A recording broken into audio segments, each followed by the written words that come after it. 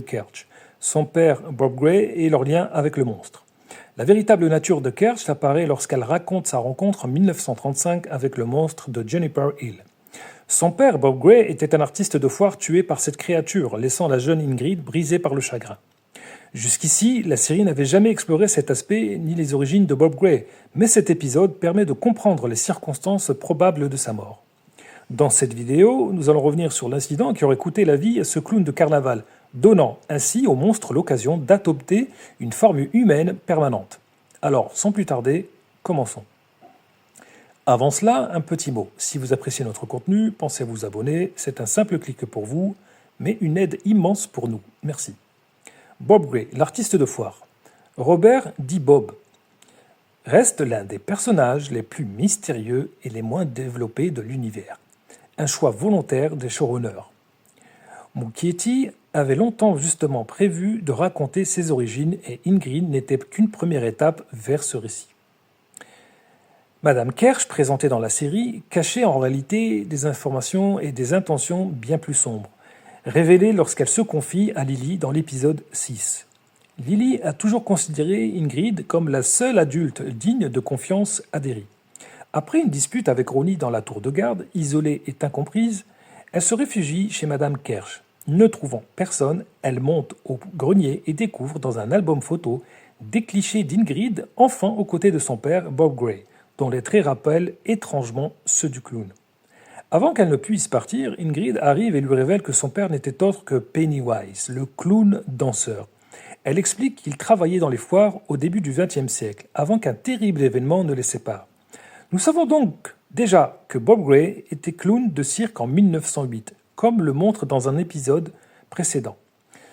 Son existence humaine est également évoquée dans Ça, le film, chapitre 2, lorsque Beverly visite l'ancien appartement d'une Kerch vieillissante et y découvre une photo de Bob Gray debout près d'un wagon où figure le nom de Pennywise. Ce nom apparaissait déjà dans le roman de Stephen King, lorsque le clown utilisait l'identité humaine de Bob Gray. La série HBO semble désormais prête à développer davantage ce personnage, probablement à travers de nouveaux flashbacks d'Ingrid dans les prochains épisodes. L'explosion de l'usine sidérurgique de Kitchener. Lorsque Madame Kerch, ou plutôt Mademoiselle, révèle à Lily que son père lui a été enlevé, plusieurs pistes s'offrent quant aux circonstances de sa mort.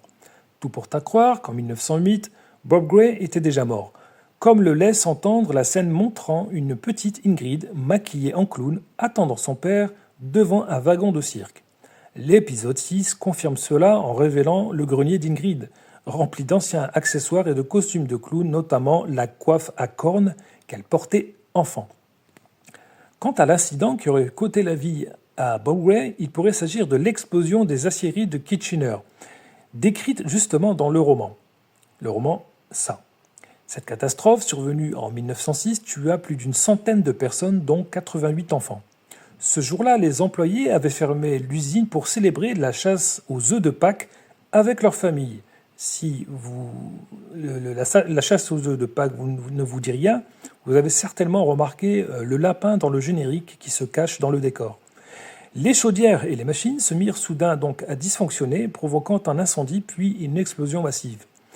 Certains survivants affirmèrent d'ailleurs avoir même vu, ou plutôt aperçu, un clown parmi la foule. Une photo conservée à la bibliothèque publique de Derry montre même ce clown au milieu des enfants. Il est donc possible que Bob Gray ait travaillé à l'usine et qu'il se produisait comme clown dans le carnaval pour arrondir ses fins de mois. Il aurait alors donc fait partie des nombreux ouvriers morts dans l'explosion. Ingrid, quant à elle, aurait survécu. Peut-être parce qu'elle n'était pas présente à la fête ou parce que le monstre l'a volontairement épargnée. Ce massacre pourrait être le premier événement où la créature a pris l'apparence humaine de Bob Gray après l'avoir tué. Le monstre aurait ainsi gardé Ingrid en vie afin d'exploiter plus tard son chagrin et sa vulnérabilité. Le retour de Bob Gray, est-ce que c'est une réalité ou une illusion ? En feuilletant les vieilles photos de Madame Kerch, Lily découvre des images datant de 1935. Lorsque la jeune Ingrid travaillait comme employée d'entretien à l'asile de Juniper Hills. Encore très marquée par la perte de son père, elle était particulièrement sensible aux mentions du clown. Un jour, une petite patiente évoque un clown, ce qui attire immédiatement son attention. La nuit suivante, Ingrid conduit l'enfant en secret dans le sous-sol pour vérifier si le clown pouvait revenir. Tous deux voient alors un ballon rouge flotter dans la pénombre avant qu'un immense clown n'apparaisse. Pennywise ignore d'abord Ingrid et s'intéresse uniquement à l'enfant. Ingrid l'appelle d'ailleurs « papa », ce qui détourne brièvement son attention, mais le monstre reste déterminé à dévorer la fillette. Ingrid tente de la sauver, mais paniquée, finit par la laisser derrière elle. Cachée derrière une porte, Ingrid voit alors une silhouette apparaître, laquelle est celle de son père. Celui-ci demande d'ouvrir. Lorsqu'elle le fait, son expression terrifiée se transforme en joie. Elle croit vraiment revoir Bob Gray, son père. Le monstre lui propose alors un marché. Si elle lui rapporte d'autres enfants, elle pourra récupérer son père, ou peut-être le libérer de son emprise. Bien sûr, Bob Gray ne reviendra jamais.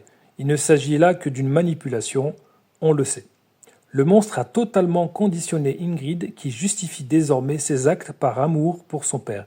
Elle demande même à Lily si elle serait prête à faire la même chose pour ramener le sien. Mais Lily, qui est plus lucide, sait que son père est mort et affronte son deuil de manière moins destructrice. Ingrid, au contraire, deviendra probablement responsable de nombreuses morts à Derry. Peut-être n'osera-t-elle jamais faire de mal à Lily, à cause de leur traumatisme commun. Mais tout indique qu'elle jouera un rôle clé dans la tragédie du Black Spot annoncée dans le prochain épisode numéro 7. Bob Gray dans l'épisode 7. Les images du prochain épisode montrant un carnaval probablement dans un flashback où Bob Gray apparaît sur scène. Non pas le monstre, mais plutôt l'homme, divertissant les enfants avec la même danse emblématique qu'il exécute dans le film de 2017. On y voit aussi Bob Gray aux côtés d'Ingrid, enfant, vêtu de son costume pervenche, soufflant dans un petit klaxon, peut-être pour répéter son numéro de clown. Il est donc très probable que les prochains épisodes, centrés sur l'événement du Black Spot, développent en parallèle les origines de Bob Gray et les circonstances réelles de sa mort. Mon verdict est que le lien entre Kersh et Bob Gray est désormais solidement établi dans la série et pourrait être encore approfondi dans les épisodes et saisons à venir de Welcome to Derry. Si vous avez aimé cette analyse, n'hésitez pas bien sûr à liker la vidéo, vous abonner à la chaîne et partager vos théories sur la mort de Bob Gray. Merci à tous et à très bientôt.